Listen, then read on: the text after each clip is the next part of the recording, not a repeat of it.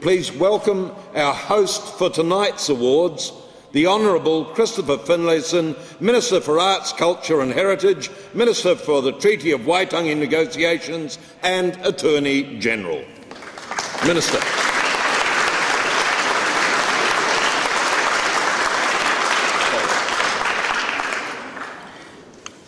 Thank you very much for coming tonight. It's a pleasure to be your host.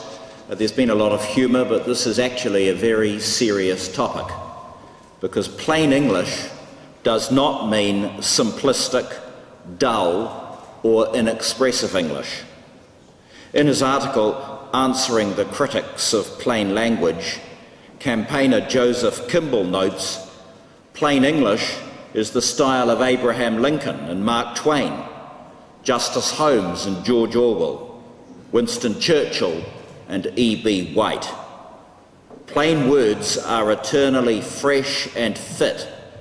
More than that, they are capable of great power and dignity. We often hear humorous stories about terrible uses of English, but the abuse of English by government departments and business is actually not funny. Why? Because it has a direct effect on productivity and on New Zealand's economy. In this respect, I can think of no more important example than the language used in legislation, and that's what I want to talk about briefly tonight. Clear and accessible law is a fundamental part of the rule of law. People need to be able to understand legislation. The courts need to be able to interpret legislation. So for this to happen, Parliament needs to do its job properly. Waffly and imprecise wording is of no use to anyone.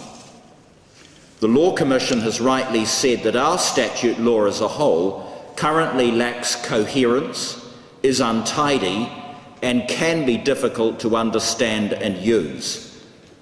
I support the efforts of the Parliamentary Counsel Office and the Law Commission to address this problem by tidying the statute books and making them easier to understand. The legislation bill, which I introduced in the House last month, aims to modernise and improve the law relating to the publication, availability, reprinting, revision and official versions of legislation. I was laughed at when I said in the House that I was actually excited by this bill, but I'm a geek. I was telling the truth. This bill can actually do great things. The Parliamentary Counsel Office, for which I'm responsible, aims to use clear English in bills, and I think that New Zealand has some of the best legislative drafters in the world.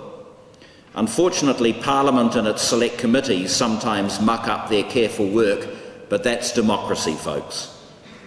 The plain English approach has not always been the approach taken in New Zealand legislation. Much of our old legislation is wordy and hard to understand. One real shocker I found is from the United Kingdom, contained in the Banking Act 1979 Appeals Procedure, England and Wales Regulations of 1979. And they say, among other things, quote, any reference in these regulations to a regulation is a reference to a regulation contained in these regulations. Can you believe it? What an utterly pointless sentence. In fact, things have gotten so bad that some people overseas have suggested that citizens should be allowed to sue Parliament for legislative negligence.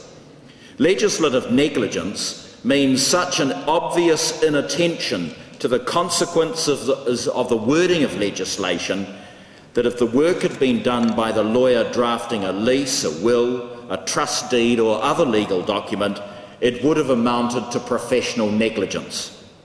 The proposal is actually fundamentally daft, but I think it underlines the importance of Parliament doing its job properly.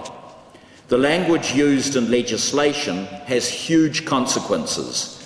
One unnecessary word in an act, indeed one unfortunate semicolon in a clause, can lead to years of litigation in the courts.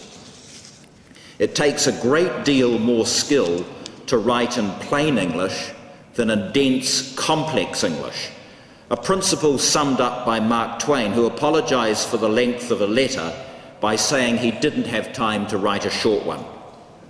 The development of clear and concise writing must be a priority for our education system and a goal for all of us.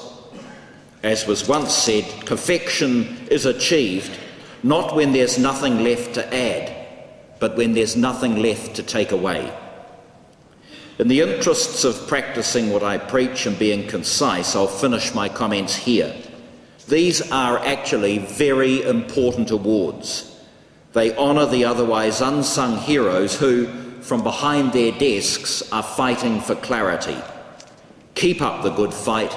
It's certainly worth it.